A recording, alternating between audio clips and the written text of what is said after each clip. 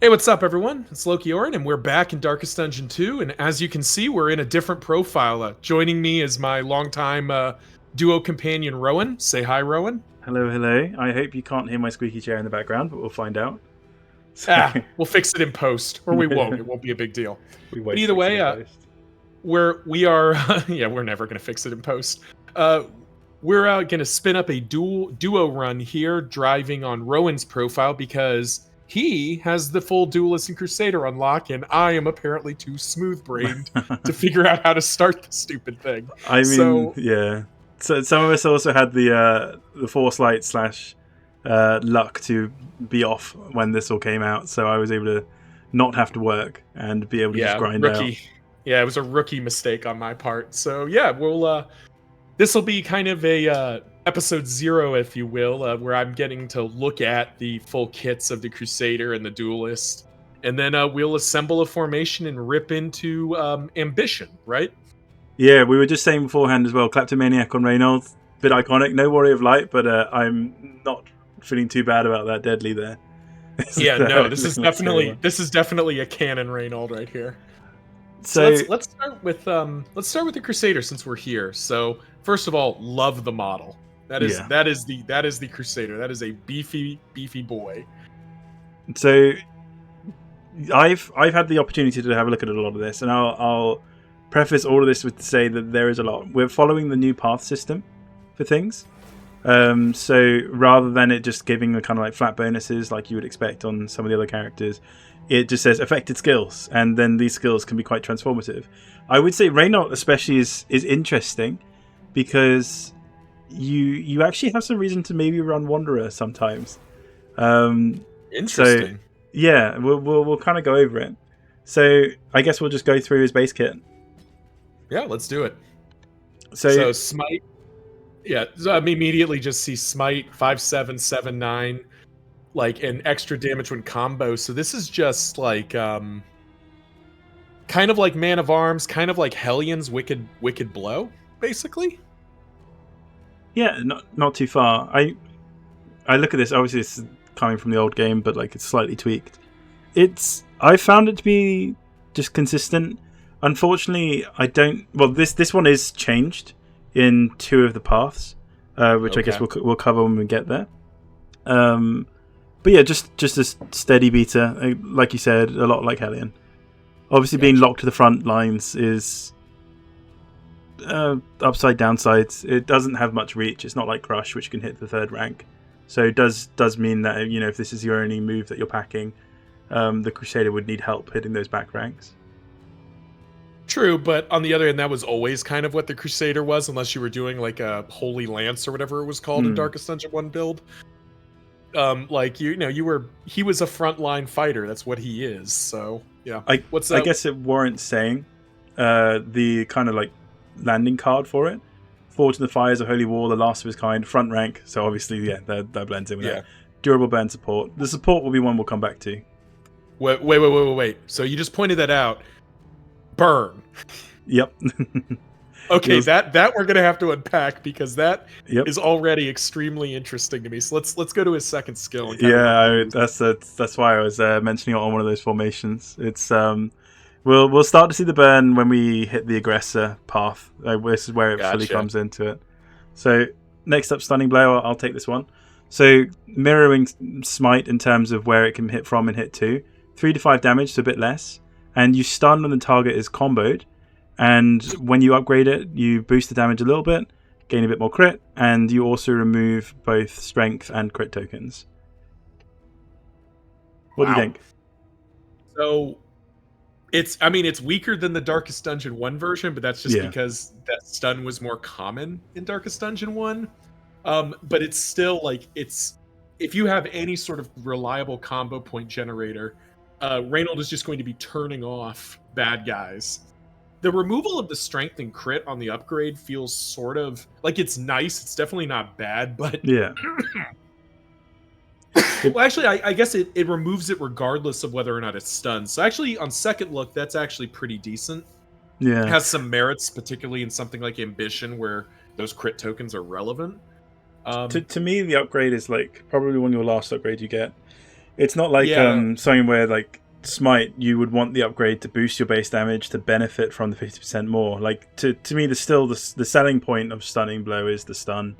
Obviously, eats the crit token, that sort of thing. So yeah, though I feels will like say we actually will see a much lesser setup stun between these two characters, which that will come later. gotcha. Yeah, so I think overall, I agree. This is kind of a skill that you don't need to upgrade to have it be pretty valuable, but upgrading it isn't without merit because stripping strength and crit tokens is not nothing. Yeah. All right. And next was my favorite skill from Darkest Dungeon 1, Zealous Accusation, or as I called it, look at this piece of paper. Yeah. Oh my! I can't stop myself quoting that YouTube memes of like, it says here you're a heretic. It says here. I mean, yeah, you're not wrong. So let's see what this got. So it's still front 2, which is Ranged. nice. Yeah, ranged, you say? That's a Yeah. very interesting tag for a skill that's only usable from the front 2 ranks, but all right.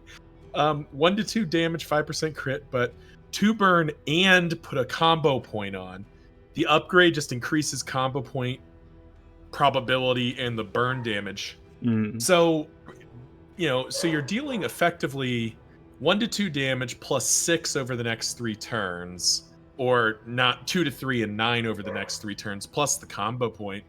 This feels more like a setup skill than it is a like you're dealing the burn, so that's the damage element of it, but it feels almost more like you do this to then set up for the big smite. Yeah, precisely. And like honestly, again, probably more there for aggressor, which we'll come to. It can be nice as well when something's just almost at death's door and you want to hit them once, and get them ready for that death armor hit with the burn. So, Yeah. But yeah, I agree. Very much more of a setup skill, like not very damaging in the raw sense. Yeah, I think it's a fine skill though. Also, like these first few, obviously Reynolds' first skills unlocked. Like this can give sort of like Hue vibes between this and another skill of like you've got some spiders in the front, you need to just knock off some dodge, you want to hit 2 at once, and then any resulting value from that. Yeah. I definitely see it. This is definitely, it feels like a good interpretation of the skill. Yeah. Like of the Darkest Dungeon 1 skill, right? Well, can you bring up the 4th skill? And it's Inspiring Cry. Yeah, this is familiar. So in this case, you can use it from anywhere. You can target anywhere. Oh no, apologies. Yeah, no, I'm right. Doubted myself so there. he can target himself. Yeah. So requires that they are stress +5, and it will reduce stress by 2, and then on upgrade, it will also reduce his stress by 1. Cooldown 1 in each case. Yeah. So my immediate thought when I see this is a weaker bolster. Yeah, though bolster did get hit, I think, in this patch, but not in a meaningful way. Mm-hmm. Yeah, I think it's no longer removing vulnerable tokens, I think is its thing. I mean, which was not 0, but that wasn't why you were using bolster most of the time. Yeah. Yeah, so this just seems like a weaker bolster, but I wonder if he can target himself. That is the improvement. I believe but so. Otherwise it's sort of a, I mean, it's a good stress skill. I would just rate it below bolster and Inspiring Cry. I didn't find myself using it very often when he was in the front. Now the key thing here is that it can be usable from any rank. So especially when you first unlock Crusader, you'll find that he's very vulnerable to being shuffled because you don't actually unlock Holy Lance for a little while. So being able to have this and not have to pass a turn while like moving or something can be helpful early. But past that, yeah, I agree with your evaluation. Like what I'm describing is obviously quite niche and like it only comprises a little bit of how what people is play it. Reynolds? Do you know what Reynolds' movement is? I think it's forward 1. I would have thought it'd be 2. You would have thought it'd be Zealous to get in the front. Yeah, but yeah, it's not Zealous versus he's a big old tanky boy, so yeah, he doesn't move very quick. Bless him. I don't think we can see that anywhere, can we? There's probably a place, but I don't know it off the top of my head. I'm not worried about it. All right, next up, once again, usable anywhere, can remove both daze, which is uncommon, and weaken from a target, and on upgrading it, can remove weaken from yourself and daze, stun, and weaken from a target. I'm curious what you think of the daze removal, because I kind of hit the best case with this, where I was playing it with like a dancing, like Night Sworn Grave Robber. So being able to remove the daze after a pirouette or something was helpful, but it did feel kind of narrow. Yeah, I would say this seems like a really narrow skill to me. Like I see the synergy with the Jester immediately. You know, the Encore or the finale dazes, you can just pull those off. The added benefit of pulling off the weaken tokens, which I think finale also does weaken, or there's ways that the Jester picks up weaken tokens as well. I think you're right. It's just daze and vulnerables. Yeah, he vulnerables himself. Yeah. Well, same idea. Like knocking that daze off is not without merit, but this feels a little niche to me because most of the time, daze is not backbreaking. It's just a mild annoyance, and then you kind of just shrug and go anyway. And then your highwayman shoots somebody in the face or whatever. Exactly. Like obviously it does make you vulnerable to a full stun if someone's able to apply a secondary daze. Yeah. But like that's not regular. Like maybe you might encounter that in like a creature lair fight or something. Yeah, it's pretty rare to get comboed out like that. So, I mean, definitely not a bad skill. Like I can see the merits of it. You don't feel bad running it, but I feel like this is a skill that gets cut for other skills if you don't feel particularly vulnerable to it or to the dazes. The weakens are nice to knock off. That's definitely nice to have, but I don't know if that's enough to carry the skill on its own, unless you're like really seeing a lot of weakens, or if like Reynolds picked up or somebody in your team has picked up a disease that's giving them a lot of weakens. I know there's one that's like seems like its probability is 80% weaken. Like you can just knock that off with this for a critical moment. Yeah, but, wow. Yeah, feels niche. Now, I mean, I'm pretty sure, it does get changed in 2 of the 3 paths. So we'll come back to this one for sure. Right, next up, now this is the closest to Hugh. Reap, its front 2 ranks can hit the front 2 ranks together.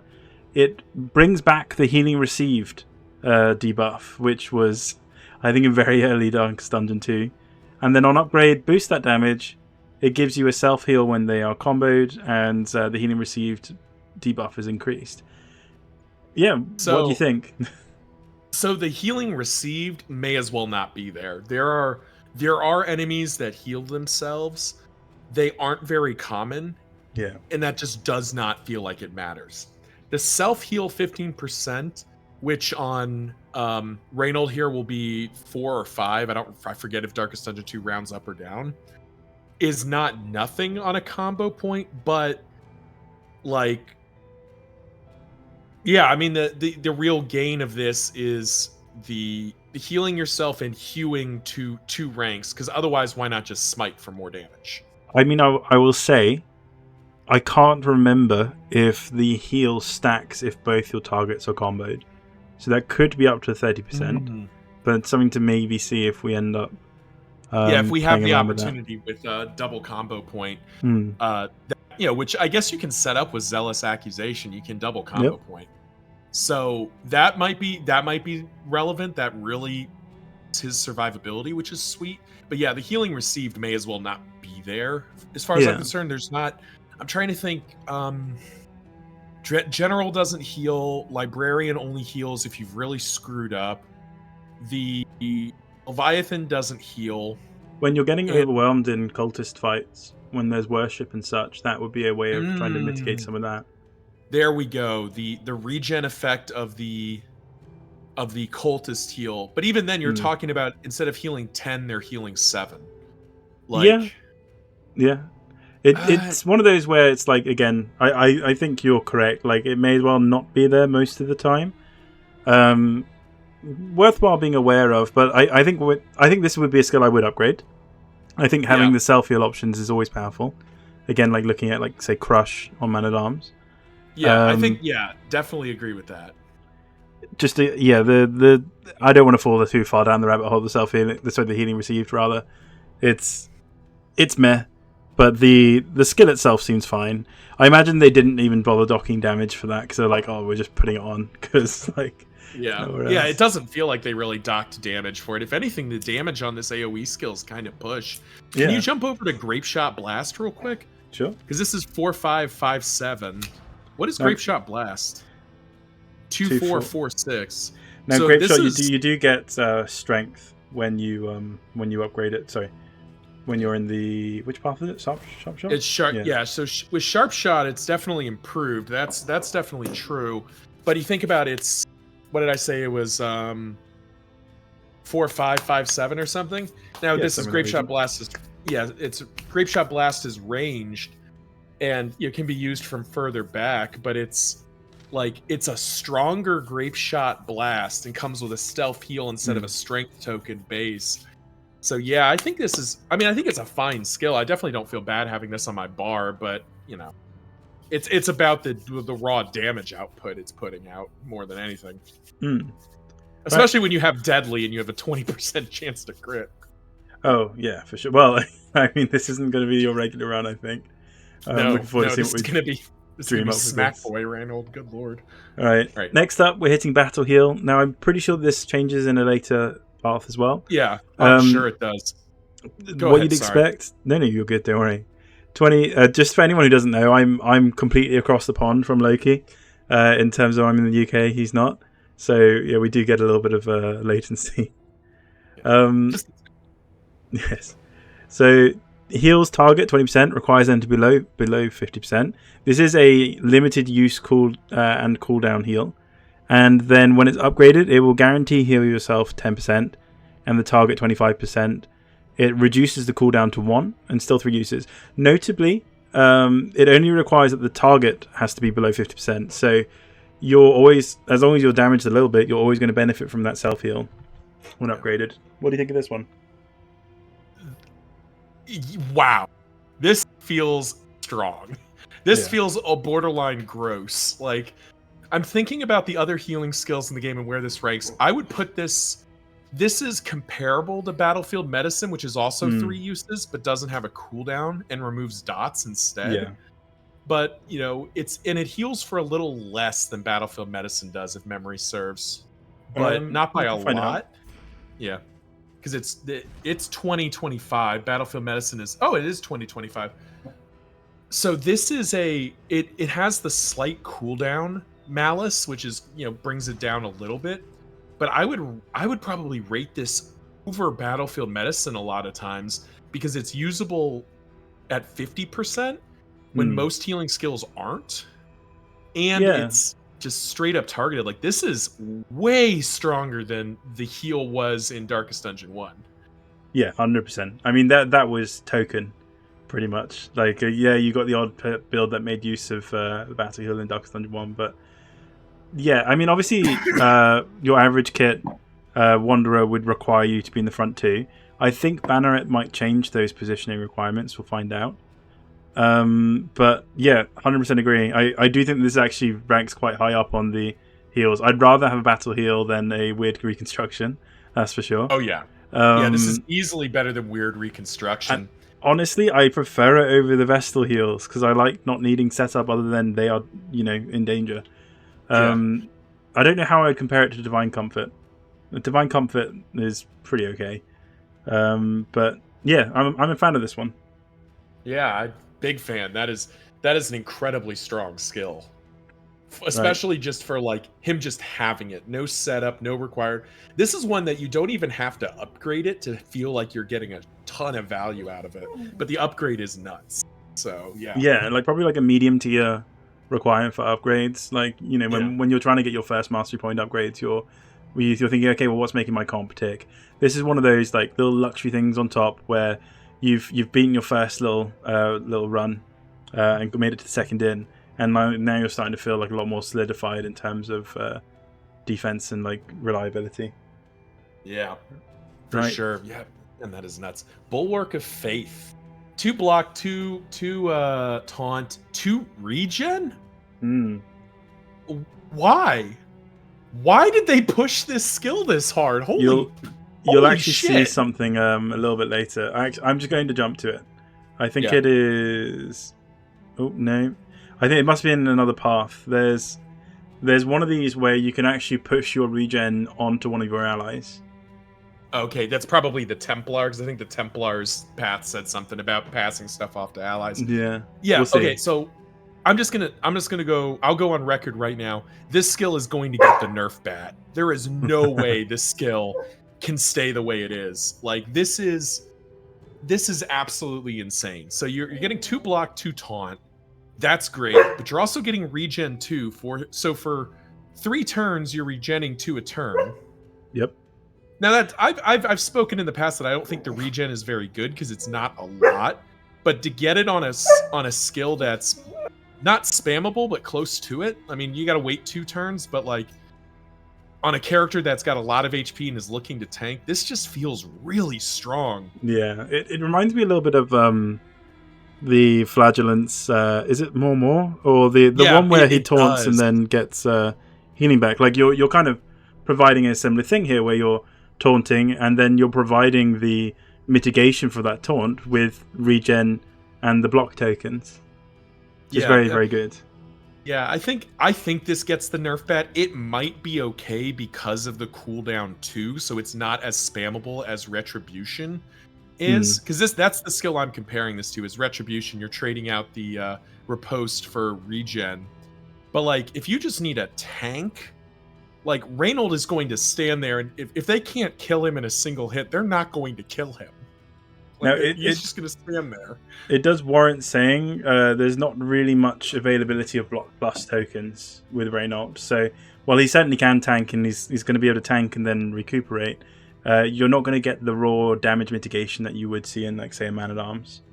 Yeah, that makes which sense. Is fine, you know, like it's just a different tank. He still has Man-at-Arms still has his role, but the Crusader is definitely stepping on his toes a little bit with this skill. Right, flying forward. It did sound like you were getting in trouble with a dog there before. Yeah, he's being feisty, but we're okay. Okay, Holy Lance. This is familiar. This is a Darkest Dungeon 1 skill, and it does. Ooh, that's actually kind of weaker than I would have thought. So the self-forward one is what I'm looking at. The damage 4759 feels fine. Crit feels absolutely fine. Putting burn on the target is not what I would have thought, but it makes sense for this character, especially in how they've kind of made burn. He's the secondary burn character we've been talking about. Exactly. It's finally here. Yeah, exactly. We finally have the secondary burn character. I do like the burn 3 and combo on the upgrade, but the forward 1 is a little bit disconcerting. Yeah, you'd prefer it to be forward 3, wouldn't you? Like something to really get back in there out of that position. Like as you say, get knocked back. Even forward, I think forward 2 would be fine, but like, you know, if you get an ambush where he's in position 4, now granted, you're just Holy Lance, but you know, so it's not the most awful, but you know, I kind of just envision Holy Lance as getting him, move 2, move 3, like, and I almost wonder, like, I would kind of like if there was a immobilized token too, like get him to the front and keep him there. But it's funny you say that does make an appearance in one of the paths, not with Lance. But, yeah. So what do you think about it? I mean, I love the skill. You know, it's just fun in terms of from Darkest Dungeon 1 and such. So I struggle to divorce myself from that. The burn isn't bad. It's probably one of the only way. Well, I think it is the only way he can hit backwards towards the back. It's nice he's got some movement. I think this is his only kind of movement skill in his whole kit. So like that always kind of ever pushing forward thing.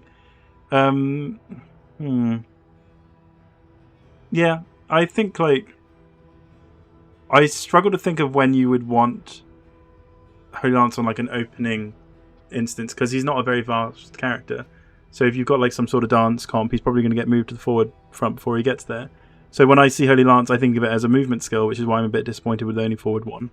So like that would be my only kind of note on the skill. I think you're right; it should be 2. But again, I'm looking at that. I'm looking at Crit 15, and I'm looking at Deadly, and I'm like, oh, I'm feeling Yeah, things. yeah. There's definitely some good feels there, particularly if you do the mods to get 4 Crusaders. If you can Yes. get 4 Crusaders on your run and make sure their speeds stack up, so it's like it goes for the first one is in position 4, 3, 2, 1, and you just have this endless holy crusade of holy lances. Yeah. Yeah, you'll make things dead quite quickly, but yeah, It's one of those where it's like it's not quite pushed enough for me to want to try and get him in the back each time. Like I yeah, don't look at that and see that as my like lunch on Grave Robber or something. Like it doesn't make me look at that and think, oh, now I need to figure out how I can get the Crusader to always be at the back. yeah. It feels more like it's the answer in his kit to Reynolds sucks in position 4. How do we fix that? Is okay, give him a skill that moves him forward. Yeah, And that's it. exactly. Right. Next up, we've got Radiance. Cooldown 4, so very hefty cooldown, useful anywhere. It applies 2 regen to yourself, gives you some range skill buffing, and also gives you some fire resistance piercing. So something to perhaps go with the Holy Lance ranged increase, or like a Zealous Accusation for whatever reason, if you want to try and buff that by 20%. And then upgrading it increases the regen to 3, and it now gives you a buff for 4 turns, where if the target is burning, plus 30% damage. So a bit of a burn payoff here. Yeah. You have a burn payoff, kind of synergizing with Reap a little bit. Or is it which skills are ranged? So we have Zealous Accusation is ranged. Reap is melee, I think. Zealous Accusation and Holy Lance. Yeah. The rest of them are all either buffs or melee. Yeah. So this is a skill that I want to like, because I think it's kind of a cool concept. He's burning with holy fire, he's gonna do some stuff, but then like it focuses on his range skills, which are not what matches my vision of the Crusader, because in my mind the Crusader's swinging that sword. That's what he's for. So I think this skill is kind of mediocre to bad. It's if most combats are probably going to be over in 4 turns, so you're giving up your first turn to gain the buff, and then if you don't already have burn support elsewhere in your party, you're not going to benefit from the 30% damage until the 3rd turn. So yeah, I'm with you on it. Like, I think that it would be cool if this was better. I guess. Yeah. Like I don't understand why it's range skills plus 20% and not just like Reynold gets a 20% damage buff, or instead maybe it's just all his attacks apply burn too. And then like if target is burning, Firestarter-esque kind of character, or if it inflicted burn on like some of the enemy team, so at least you didn't have to wait the extra turn to make use of that 30% damage. I would like them to maybe revisit this. Yeah. At the same time, when they smack Bulwark in the nose with a Nerf hammer, maybe they can give this one some of that good vibes. Do you think that the regen helps us at all? Like, do you think that would maybe be the reason you might want to use the skill? I mean, the regen is not nothing, particularly on a character that's very clearly like regen is a thing he cares about, or is something that he's quite capable of doing. The fact that it only applies to self, though, means that it's a very selfish skill that's just he's taking a turn off, and then he's not, and it's then it's setup turn, and then he actually gets the rest of the benefits. So like, why do this instead of just doing the his upgraded heal where he heals himself 10%? And you can only do it once, so you get the regen, and then that's it. You get your 3 HP a turn for 3 turns. So you heal for 9 over 3 turns. Most enemies, particularly once you get to zone 3 or 4, or zone 3, like your second and third, zones, you're taking 9 a swing. Yeah. So this doesn't feel like it does enough relative to like what it's trying to do. And I think it's the regen is a nice to have, but the fact that the damage does not scale fast enough feels like we're not getting there. Yeah. Unless it's supposed to be range skills plus 20% burn resistance piercing. Is that? Did I misread that? I think I misread that because it's like weirdly colored on the screen. I think you're right. Yeah, no, there's no comma. I think it is exactly that. Sorry, we misread the skill. It's giving your range skills the ability to pierce the burn better. All right. I mean, to be honest, we were never looking at the range skills plus damage being a meaningful thing, and it having the burning piercing, I don't think that changes, like, moves the needle for me at all. No, Like, yeah, even it if we doesn't misread it, change like, the it's not. analysis at all. It again becomes a who cares. It's unless you have unless you have the runaway who's going to set this up and make that first turn worth missing. I don't think this skill gets it done for me. Yeah, It's cool. It's definitely on brand and flavorful, and not every skill needs to be a banger, but this skill does not feel. I'm not seeing it. Now, of course, in the comments below, somebody maybe come in and say, you're such a noob. This is why this skill is amazing, and you're a terrible person. And I'll be like, well, you're not wrong, but also no, I'm here for it. If someone has an example, please share. yeah, exactly. I'd Please tell rather me how love this every skill skill. doesn't work. Yeah. Sorry? No, I was just like, yeah, please tell me how this skill is meant to be used, because I don't see it. Yeah. All right. Lastly, before we look at the paths, we've got Tenacity. Cooldown 2 applies 2 block to the target. Can be targeted anywhere. And on the upgrade, it will give you yourself a block token and give both you and the target a debuff resist of 10% for 3 turns. I like this with the leper. Okay. Oh, to help resist the blind. Yeah, to help resist the blinds. Or the man-at-arms has merit to this too. This makes him much more support-oriented for one of the other tanks, because he gives them the extra 2 block tokens and some debuff resists, which the leper makes the best use of, because the man-at-arms doesn't really need help. But yeah. I definitely like this skill. It kind of is going back to like what was it? Rallying Cry, the skill that's number 4 right now. Oh, apologies. Yeah. Yeah, it kind of is in the same world as this. Like, it has a use, it has a very specific thing, and if you're building for it, it makes sense.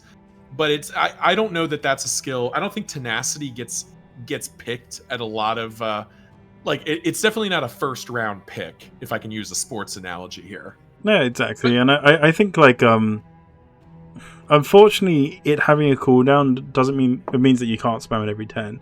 In the instances where maybe your Crusader gets knocked to the back or something, so it's helpful, nice part of the toolkit, but I kind of see the application as narrow.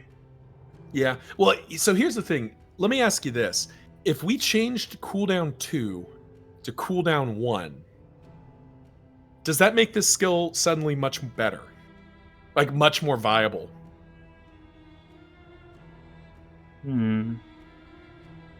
Because looking at the cooldown 2, that's part of the reason I'm sort of like about this skill. Because like 2 block tokens, you get 2 swings. If you're using it on a tank, which is the logical person you'd be using this on most of the time, they're going to get hit 3-4 times around.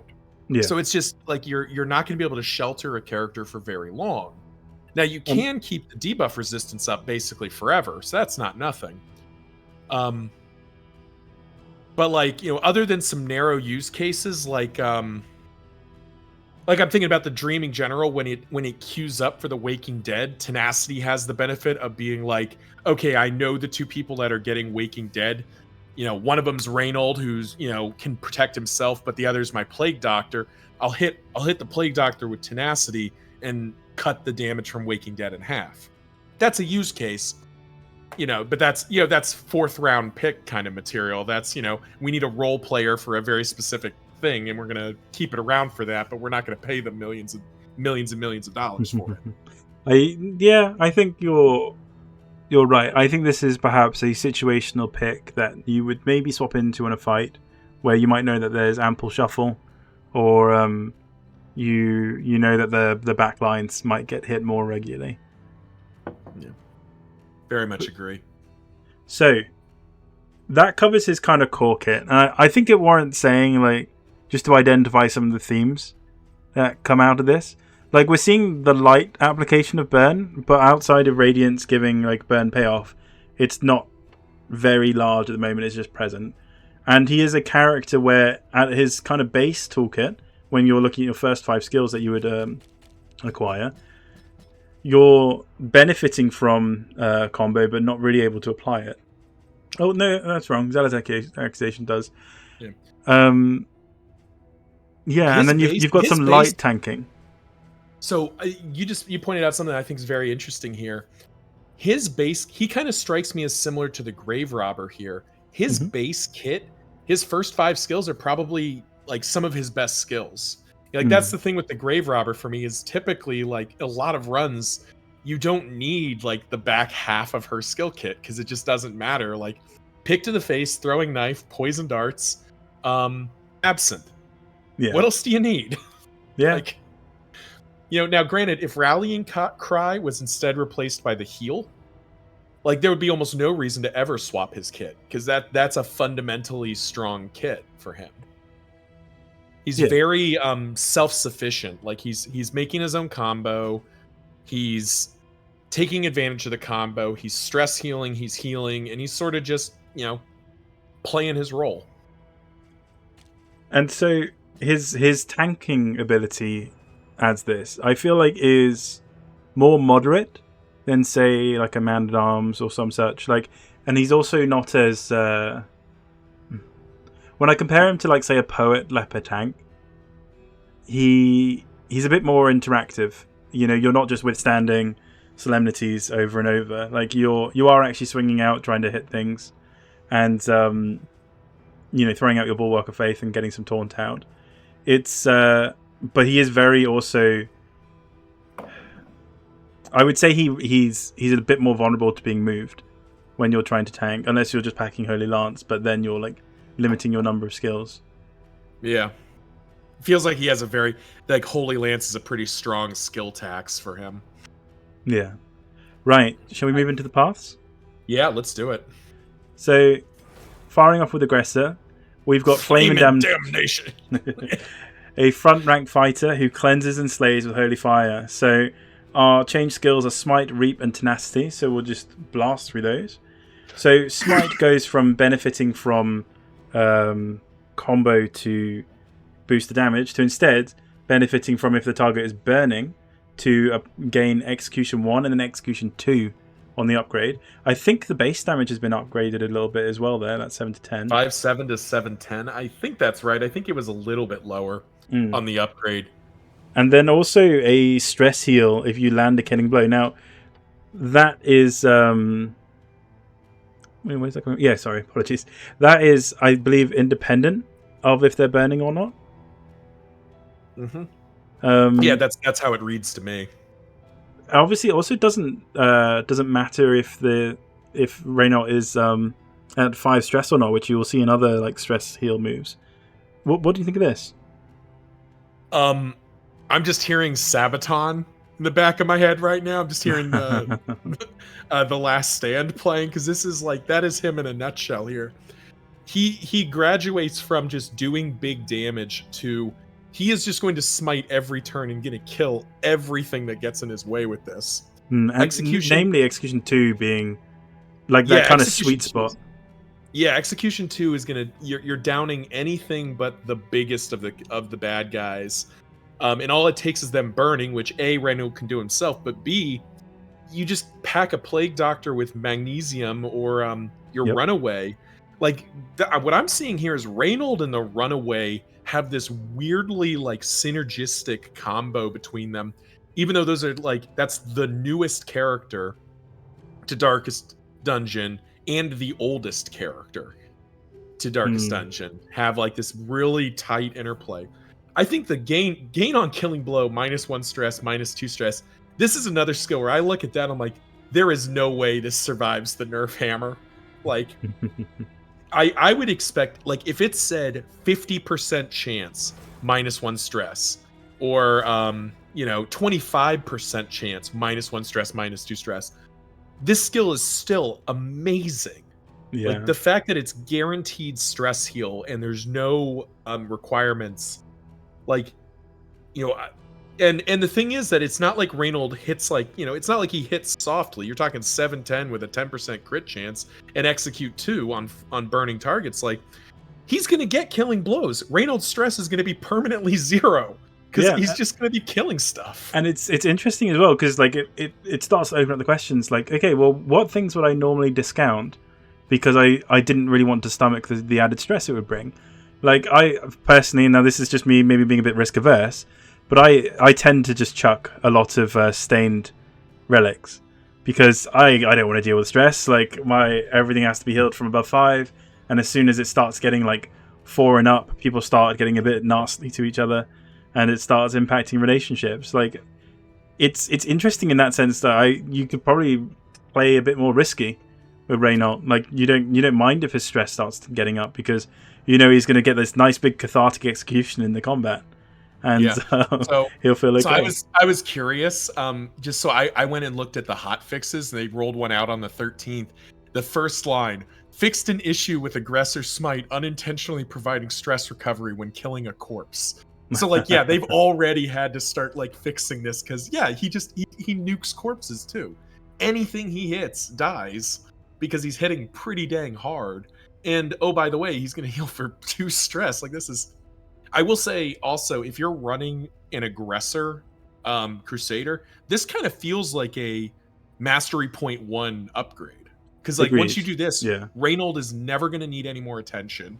He will go basically to the end of the game or the end of your confession with just this one skill because he's just going to keep swinging. Like, he's never going to need to do anything else. I did just check it before. The top end of this skill was buffed compared to Wanderer. Now, obviously, you are losing the increased damage from combo. But just trust us. Like, the Execution 2 is going to go a long way when it comes to taking out like lords. It's going to come to taking out like eldritch enemies. Like those big nasties that you'd really rather not have to deal with for another turn. So yeah, right. Yeah, next skill. Even the Exemplar gets pretty chewed up by that. And Reap.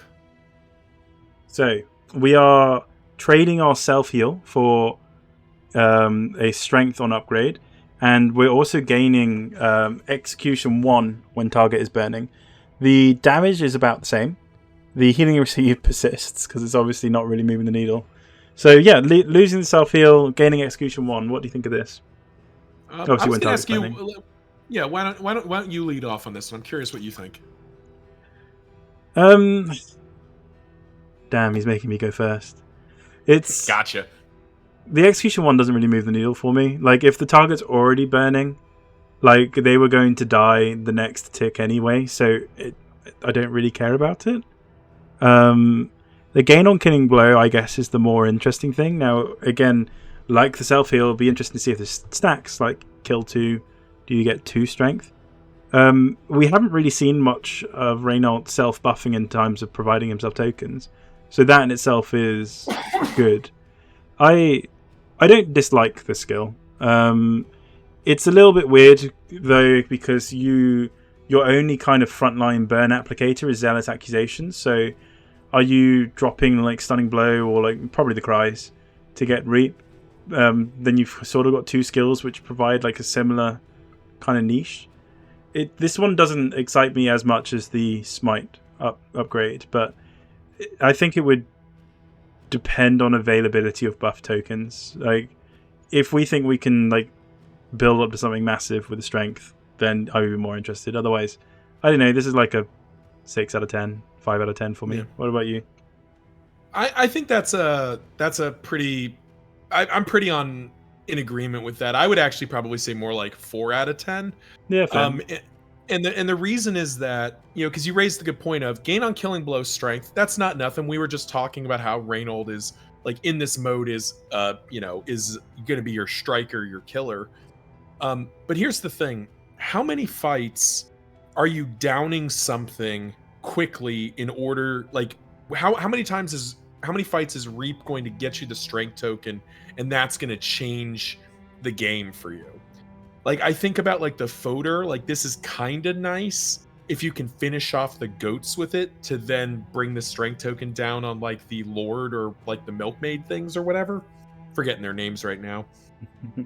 But this just doesn't feel. This just doesn't feel like it does enough. Like a strength token on a killing blow. If you downed an enemy, at absolute worst, it is now 3 versus 4. So you're already ahead on action economy. The strength token is a one and done. So like, we don't really have the concept in outside of the creature den. We don't really have the concept of like a horde fight. And this feels like a horde fighting skill. This is like the game is going to throw 10 waves of enemies who all have like 10 HP or something. Like they're weak, but they're just going to swarm you to death. Then this feels great because you're like constantly stacking them up and going. But since we don't have that, like, I mean, the closest we have to that is creature dens, right? Yeah, exactly. And that's, you're getting what, maybe 2 strength tokens, maybe 3 strength tokens in a 2-phase battle like that. It just doesn't really excite me like the smite thing does, because the smite is just always going to be good. This is going to feel like, oh, that was nice. I mean, it's not nothing, but like I kind of preferred the self-heal, to be honest. Yeah, no, I agree. Nothing as exciting. And then lastly, we're on to Tenacity, where you gain a self buff where melee skills heal 15% on hit when target is burning. And then a upgrade where it's 20% and you get 20% debuff resistance. Okay, so I poo-pooed Tenacity in the Wanderer form. That is not the case here. This actually feels like a good version of this.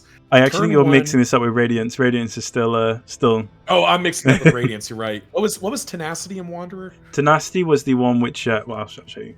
It grants block and then gives yourself block. Oh, right. Yeah. Okay, I didn't poo-poo that one. I actually liked that one. It was niche, but it was kind of fun.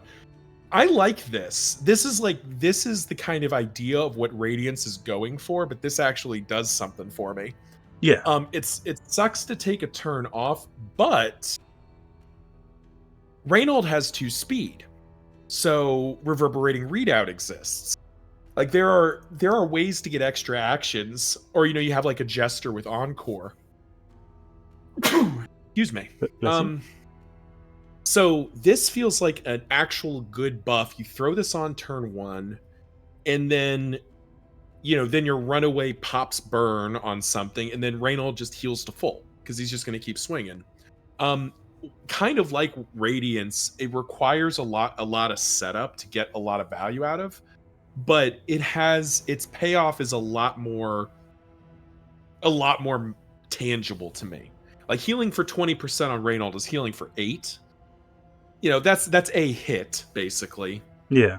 So it's not super exciting, but the adrenaline rush on the Hellion is really good because she's healing for 20% every swing or something like that. Now, I mean, this does bring back some of the allure of Reap this time round. With like, if you're opening with a Firefly on Runaway, you Tenacity with Reynold, and then the following turn you Reap, you're gaining maybe 2 strength tokens, and you're maybe healing for 40% if this does stack. Well, 30 to 40. I think it would. Yeah, it's on hit, so it would. So you're healing for, call it baseline, you're healing for 16, 2 strength tokens, because I believe Reap is on kill. So yes, yeah, it was. Yeah. So the perfect setup would be 2 enemies that are weak enough that it goes I believe it's Dragonfly or Firefly, one of the Dragonfly for the burn, Tenacity, setup damage, Reap, and then Reynold just kills whatever's left next turn because he's going to be enormous. So now, as we talked about this, I'm starting to cool on this a little bit. I think this is a very cool, like in my mind, this is almost like a cooldown. Like this is a situational skill. It's a cooldown skill that you bring in when Reynold is hurting. When Reynold is kind of on the low side and you need to heal him up, like you've got one road battle ahead of the Exemplar fight, you pop Tenacity in, you set it up, you get a bunch of heals off on him, he gets pumped to full, you win the fight, you go fight the Exemplar. Yeah. And then you take Tenacity off because it's more of setup than his value. So I'm cooling a bit on it, but I still think 6 out of 10, 7 out of 10. Like I like this. Yeah, I think it has more application than the block one. Like I think, having being dialed in on will I need healing the next round? That sort of thing is important. I'm a fan, and I mean like, now when we look at Reynolds as a whole under aggressor, you're trading off some of your combo potential for instead respecting burn a lot more, and that's cool. Like that's a niche that I don't think has been explored enough in Darkest Dungeon 2. Like you said, like we kind of had Wanderer dumped on our laps, and then we were just waiting like when's the rest of it coming. And yeah, I'm glad we finally got something. And it's nice in that tenacity obviously allowing Reynolds to stay in that front line a bit more. We have that kind of like front and back of what could be a cool burn comp kind of coalescing. Yeah, and I think Holy Lance applies burn too, right? Yes, it does. Yeah, so Holy Lance also kind of fits into this as well, respecting the idea of Reynolds needing to be in the front two ranks and getting shuffled as being bad. Like Holy Lance, I think, becomes the other player here. So you do like Smite, Reap, Zealous Accusation, Tenacity, Holy Lance, and he becomes this kind of self-sustaining like tank. Now granted, or not tank, but like this kind of like the leper in a sense. He stands on his own. He will keep himself up. He will get himself into position if he needs to, and keep himself up, so you only have to worry about your other three characters. And if your other characters can capitalize on those combo tokens he's not using, or if they can help set up his burn, Reynolds will just keep himself going. Very self-sustained, kind of selfish, but he is a kleptomaniac, so what are you gonna do?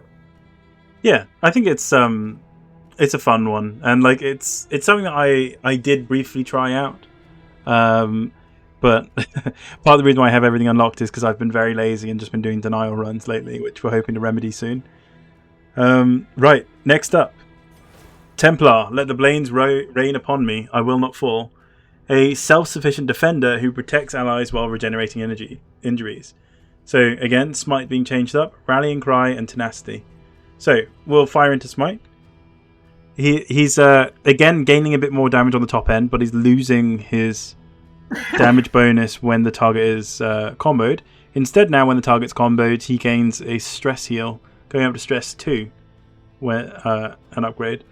I'm medium on this. How do you feel about it? I'm kind of medium on it too. I see some merit to it, but I think this is not the reason you're picking Templar. This is just a very flavorful thing for him, of a way to consume combo points and get some benefit. Again, it's uncapped, unrestricted stress healing, which is not something they give out for free very much. So I definitely like one of the vibes I'm picking from Reynolds is this is not a character that's going to melt down very often. It is very hard to melt down the Crusader because he's just stress healing himself constantly. Yeah. With his different ways. The fact that it's combo point instead of on killing blow makes it a little bit more available, because in theory you can have 3-4 combo point consumptions in a long fight, but you're never going to have more than 4 killing blows. Now, maybe my perception on this is skewed. I'm not sure I would want to use my combo points on stress healing. Now, do you think that there's normally enough of an abundance of combo points in teams that you don't typically need to, like, say, use them to boost the crit of a grave robber, like get more damage on your Hellion strikes and such, like, or sometimes you will just have skills which just eat combo anyway, and you can't guarantee it will get to Reynolds. Like I've had that a lot with, like, say, Noxious Blast or Incision and such. Like it doesn't move the needle for me. So I look at this and I think, like, okay, that's cool. Like maybe it'll eat the odd combo point, but I can't see this being a thing I play around. Yeah, that's definitely a fair assessment. I mean, I'm a little dismissive of Grave Robber because I feel like it's actually minus 50% chance to crit, because boy howdy does she not crit when she eats a combo point. You just have to be lucky. It's easy. Yeah, just get good, get lucky. Yeah. But that's a fair assessment. You are eating. It's another skill that's eating combo points in what is quite possibly a load of combo point eating stuff. Yeah, I'm cooling to it a little bit. I think it's definitely not bad. Like it's a nice thing to have. Occasionally it'll mean a meaningful stress heal, but like Yeah, it's nothing like Aggressor. It's not like the The execute. flavor of Aggressor's Smite, which is just absolutely deadly, and I love it. Right, so moving over, Rallying Cry is our next one. Here we go. So this has now become a front rank cooldown 2. Target gains. Oh god, guard. I forgot what it was called for a second. They gain healing received, and here it is. You transfer any regeneration you have to target when they are below 33% HP. Upgrading it increases the guard to 3 times, and I believe now it changes to copy your regeneration to the target when they're below 33% HP. I'm glad you called that out, because I was about to miss that and make a fool of myself. So copy regen. This feels like a skill that's I don't think this skill's very good unupgraded. It warrants mentioning that you do have self regen application through Radiance and Bulwark of Faith. No, you don't get it to Tenacity. We'll come back to that. I don't know. I'm a fan of this. Like I think you have regeneration available now more through Divine Comfort and such. Like maybe a Reynault, Templar, and Vestal kind of combo. This seems pretty decent. It doesn't give him block though, so you are going to be taking all of that damage that the other person is receiving. But it also doesn't taunt him, though. We are just going to use Bulwark of Faith as the follow-up to absorb even more of the damage. I think that the only thing that's kind of cool, like this is definitely a cool skill, and it fills a very specific niche of protecting another character, and that 30% healing received is going to be, you're going to heal for an extra 5, 6, 7 probably. Like that's not nothing. The transferring regen feels a little bad. The copy regen feels much better, obviously. Yes, yeah. But the fact that it has to be less than 33% HP is what's throwing me off here. I feel like you almost don't need that. If that wasn't there, this skill would be graduate from kind of okay to like a solid performer and a clear indication of what he's supposed to be doing. Yeah, I agree. Like the only thing that reigns on the parade here is the 33%. I would like that if that was 50. I think it's a unique skill in terms of the whole, like, you're celebrating regen a bit more, which isn't done as often. I do think that maybe the 30% healing received is something that we're not sleeping on, but should be treated with respect, because that can go a long way, especially when, like, you're also amplifying the regen that you're hopefully giving them. I have to say though, it's not very often that I end up using guard skills. I don't know if perhaps I'm just maybe I like swinging too much. But do you have any instances where you would end up guarding, or is this more intended to just be a reactionary skill? Yeah, the 2 times that I use the guard skill are basically the Exemplar and the Dreaming General. Yeah, and there's a few other instances, but they're harder to describe because they're more niche. But it's about guarding a particular character that is being targeted with an incoming skill. Yeah. And actually, when we do Ambition, I believe Ambition does some targeting kind of stuff too, and Cowardice does as well. So there is some merit to the guard skills, but I kind of fall into the same bucket of you of like, why am I trying to avoid the damage when I can just kill the bad guy? Because, killing blows have a 100% damage mitigation effect. Yep, exactly. And one other thing, like a footnote on this skill, is it only being usable in the front 2 ranks. I'm less of a fan of this. This feels like it should be usable from everywhere, just to give him the maybe that would open up some cheese options though, because there's some enemies that can't target the back rank. But then I think enemies just ignore it then. Like they just ignore guard if they can't get to you. Or no, it's guard, not taunt, so they just swing anyway. Yeah, this should be if an enemy can only target the front 2 ranks and you're guarding from the back rank, they will still target the front 2 ranks, but they'll just hit you as a different target.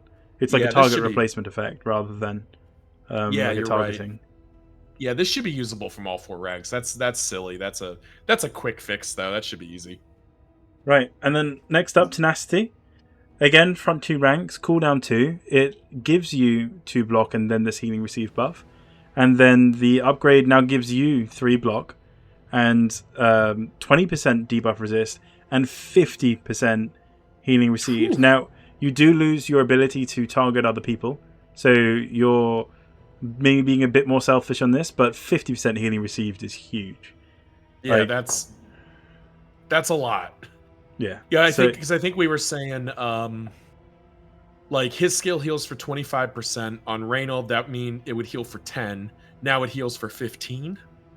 Like well, no, we're going from 15 upwards, so we'll be 22.5. I was talking about the I was talking about Reynolds the rallying, not rallying cry, the other one, the battlefield heal. Oh, apologies. Just like, yes, I was just picking a skill to do the math for. So it goes from 10 to 15, like, which is definitely something. That's a lot of extra healing for, you know. I mean, I think it was helpful for the last one. Like, what would we be picking up for a frontline Reynolds? So, if we're trying to embody the idea of a defensive Templar, front rank, keeping your allies alive, like, so are we battle heal is definitely on there.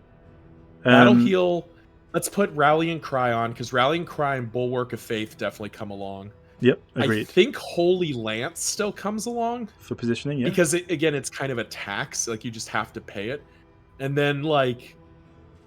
I'm between Tenacity or, like, Reap. I'm not sure about Smite. I think Smite's like a swap in. Yeah, maybe Smite doesn't make the cut most of the time. And yeah, you're doing like a Tenacity. I think like Tenacity is kind of a swap out too, because if you're not low on HP, it gives you the blocks, which are not nothing, but so does Bulwark of Faith. Yeah. And Bulwark of Faith is gonna, basically matches the combo points. So maybe your 4th skill is kind of floating, and it's either Smite if you need stress healing, or Rallying Cry for stress healing, or Reap, or whatever. I think it would probably be Reap, just to, like, for my playstyle at least. I like having something on as like a throwaway. This will just hopefully knock off some tokens on the front rank, so my other characters can finish off the job. Something like that. Stunning Blow isn't terrible. Like if you are able to get the combo. Yeah, if somebody, well, Holy Lance sets up the combo. If you're moving, and there are some named formations that have Reynolds start in the 3rd rank, so it goes like Holy Lance, Stunning Blow, and then you kind of just dive into tank mode. Like there's something to that. But I mean, if you're looking with like a slightly more dance centric team, you could forego the Holy Lance for something that can be used in the back rank. So I mean, you're kind of limiting yourself to Inspiring Cry with this. Oh, I guess. Well, Radiance. Yeah. But, the thing is that Reynolds' speed is 2, so most of the time the characters that do the dancing are going to go ahead of him. So. Yeah, you can dance him back into the front 2 ranks, but yeah, I think, the Templar is a cool concept. It's definitely something where if somebody said you need to run a Templar Crusader, I can make it work. It's just I don't know how it stacks up against Aggressor with my playstyle. Yeah, I think I'm going to walk back the Reap. I think Zealous Accusation would be the better choice. Like the potential for burn combo and like being able to hit, so you can maybe get through a couple layers of death armor. I think this would be where my approach on Templar would land. Yeah, I like that. I think that's a good setup, and it does kind of capitalize. But of note, Tenacity gets cut. Like it's just not enough unless your Templar is going into the fight kind of low to the ground. It kind of feels like this is the play. Sorry, I'm taking advantage of the fact that we've discussed this, and so I'm just gonna whack these in. So this is where we had seen Aggressor. Yeah. This is cool. Have you seen the whole skill loadouts thing? I have. I haven't fooled with it yet, but I do think it's kind of a cool like starting point. Of like this is how I want to run it. I just want to say it makes me happy that Aggressors makes a 5, like a die, the 5 on the face of a die. That just makes me happy. Right. All right. Let's launch ourselves into the last one. So. This is the first path that we're seeing that doesn't tweak Smite, but we're to go from here. When the wind whips violent, rally to my standard. An armored supporter with improved reach, capable of healing and wide range buffs. Affected skills: Zealous Accusation, Battle Heal, Rallying Cry, and Tenacity. So, launching into it, Zealous Accusation. What's different? It now hits from the back rank rather than the front rank. Interesting. So it's the same skill numbers wise, but now it's 3/4 targeting 3/4. Yep. That is kind of nice to have. Yep. He's shouting louder. I hear you're a heretic.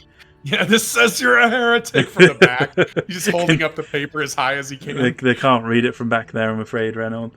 Yeah. But I like this. This is the first time, other than Holy Lance, we're seeing any sort of back rank damaging moves. So, and like obviously doesn't move him, like suggestive of, oh hey, maybe you can play him from the back. Yeah, maybe you can play him from the 4th rank. So Zealous Accusation. Battle Heals next. Yep. So now we're looking at a heal 20% and then a heal 30%. Cooldown 1, uses 4. So we're increasing the uses from 3, but we're losing our self heal. Yeah. That feels okay. Also, we are also now able to use it from the back rank as well. Before, it was only usable from the front 2 ranks. Yeah. Solid. Yeah, I think solid. I think, and again, the benefit of being the ranks 3 and 4, they get targeted a lot less. A lot less damage comes to the back 3 or back 2 ranks. So the self heal is less meaningful in that sense. Yeah. Interesting.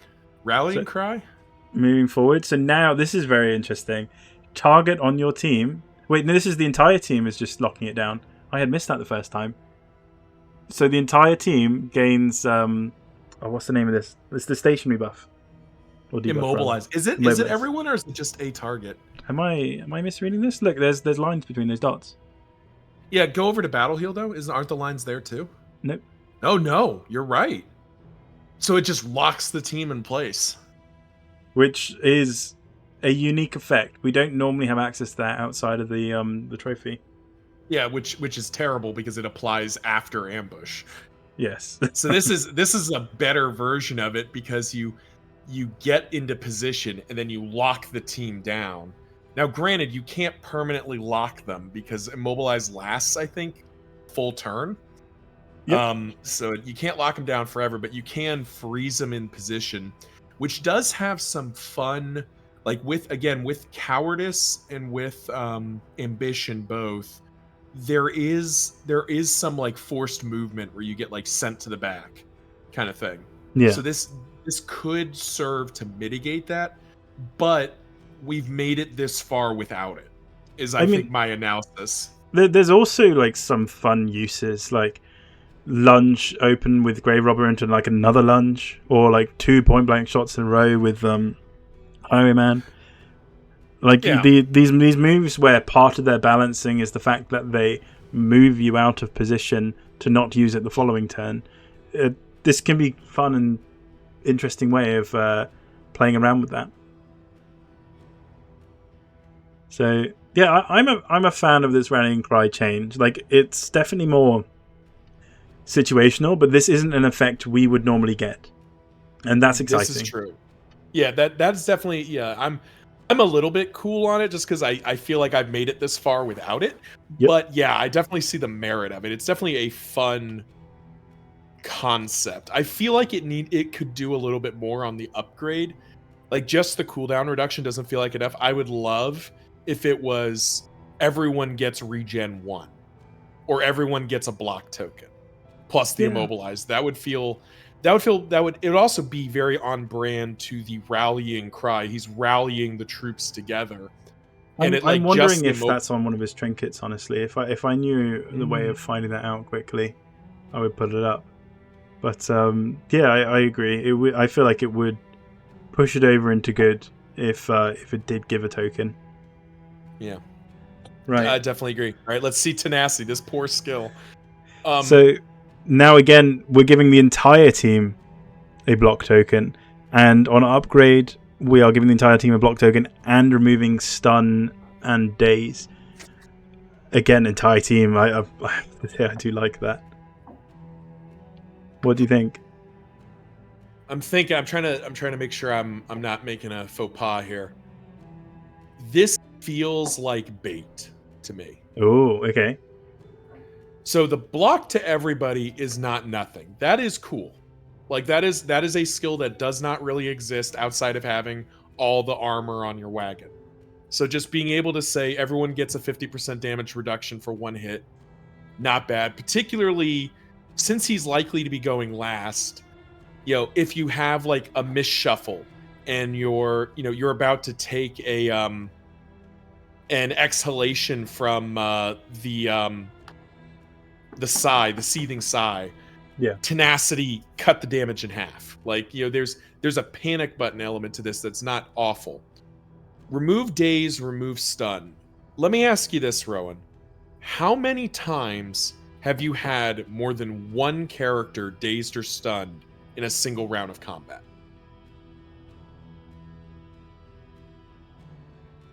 You're right. It is typically one character. However, to give that as a counterpoint, when you do have a character stunned, it is really annoying. If this was just remove days, I would not be hot on it at all. Like whatever, like that's like very low priority to upgrade. This moves it closer to what's it? Like being one of those like nice to haves, not like an early must grab, but something where, let's say you're doing denial. Obviously, I'm an expert in doing denial at this point.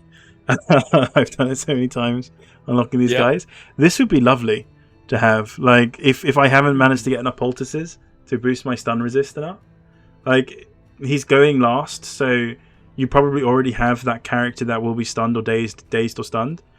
And I think for like lazier players as well, I know this isn't like the best reason, but just having like a blanket everyone gets block, I think a lot of people will like that, because it's brainless in a way.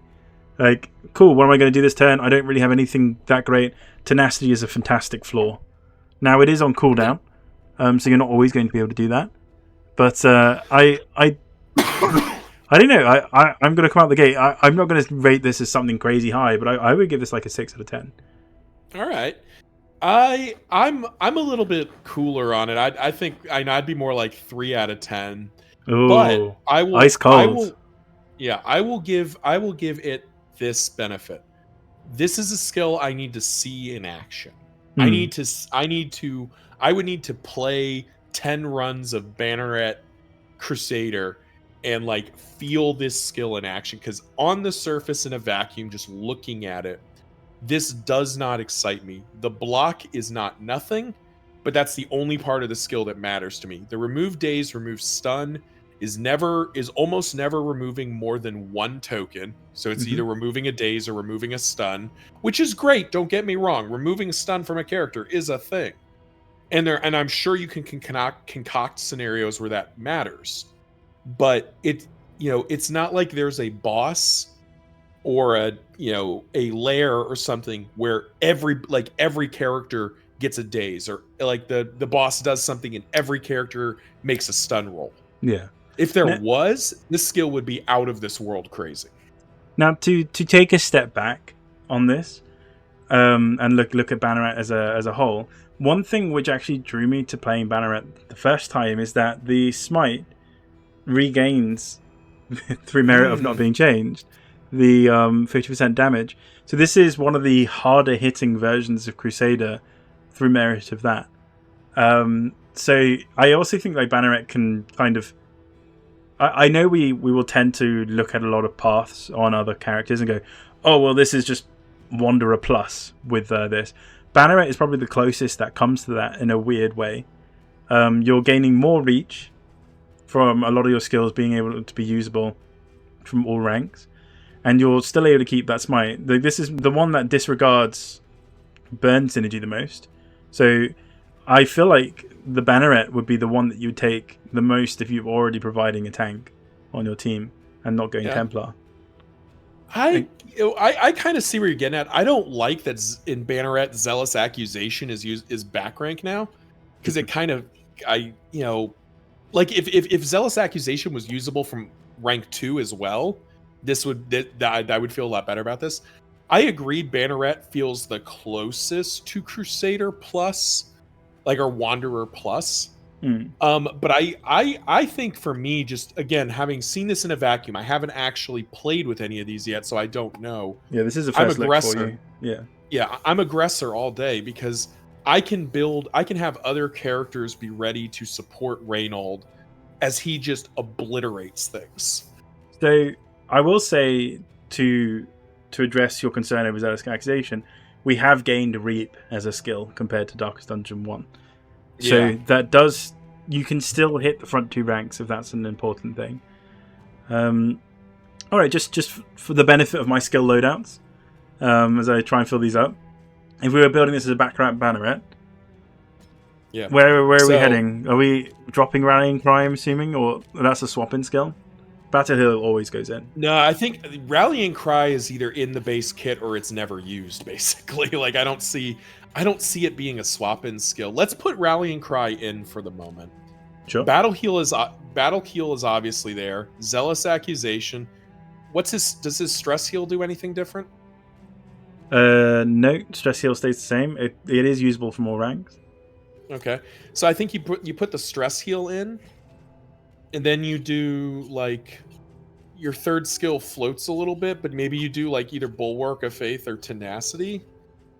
Now, And where you it just gets interesting is Bulwark of Faith can't be used in the back ranks. Now, Never mind. Yeah, and you sort of have the opposite problem. You will struggle to get back to the back rank if you do get put out of position. Yeah, this is a tough build. We need a holy exit. Yeah, we need a holy tactical reposition. Holy retreat. There it is. Man, see, this is actually the problem with Banneret.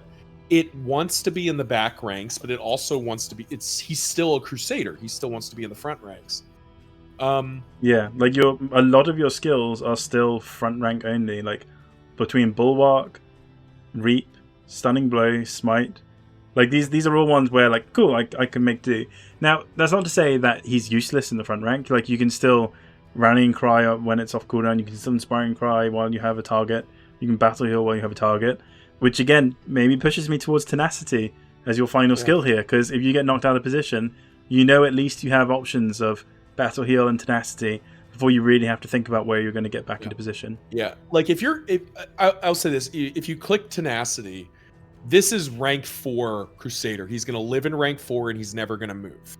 That's what this build is. If you don't click Tenacity, I think you click like Smite. Okay. And this becomes a rank 3 dancer. He starts in rank 3 and he kind of positions there, and if there's no need to move him, he's Zealous Accusationing or supporting.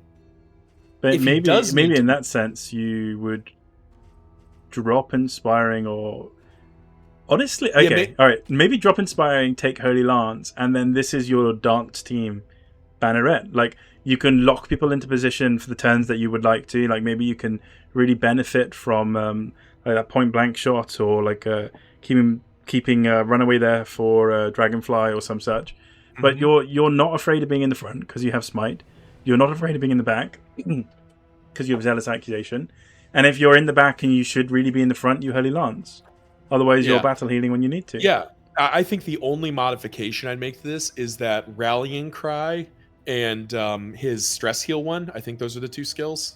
Yep. Those are the 2 swaps. So yes. When stress is high, you bring in Inspiring Cry. When it's not, you leave in Rallying Cry. I think this is the formation, and this is where a rank 3 Crusader kind of lives. Yeah, I honestly like Banneret. I'm a fan. Like it's it's one of those where like you can benefit from a lot of the like nicer stuff from the Wanderer path, but it does still like change it up enough, and like having more back rank options at least suits my playstyle. Yeah. But yeah, that is the Crusader. Any kind of closing thoughts on that? This has been your first look. So yeah, it's my first look. God, I can't wait to unlock him and play with him. There are 9 formations that use the Crusader, and I'm definitely gonna be running them all fairly quickly because I do love the look of the Crusader. I need to give Templar and Banneret their chance. Aggressor to me seems like the obvious, just like make the the Crusader commits to what he's gonna do, and he's just gonna slaughter his way through the game, which I'm for because I just put Reynold as aggressor, sharp shot Dismas, and like the two of them are gonna win the game. So it's just like play Doctor Vestal or something to like keep those two idiots alive, and Yeah. they'll handle it. Yeah, I really like the look of the Crusader, and I really appreciate Red Hook here. Shout out to Red Hook for figuring out a way to translate this character that feels very true to the Crusader, but also captures like a refinement of the character that fits Darkest Dungeon 2, particularly Banneret. I want to like Banneret. I just need to play with it. Yeah, I think for the teams I had made, and again, this being limited, I don't want to pretend I'm some expert on it. I'm not.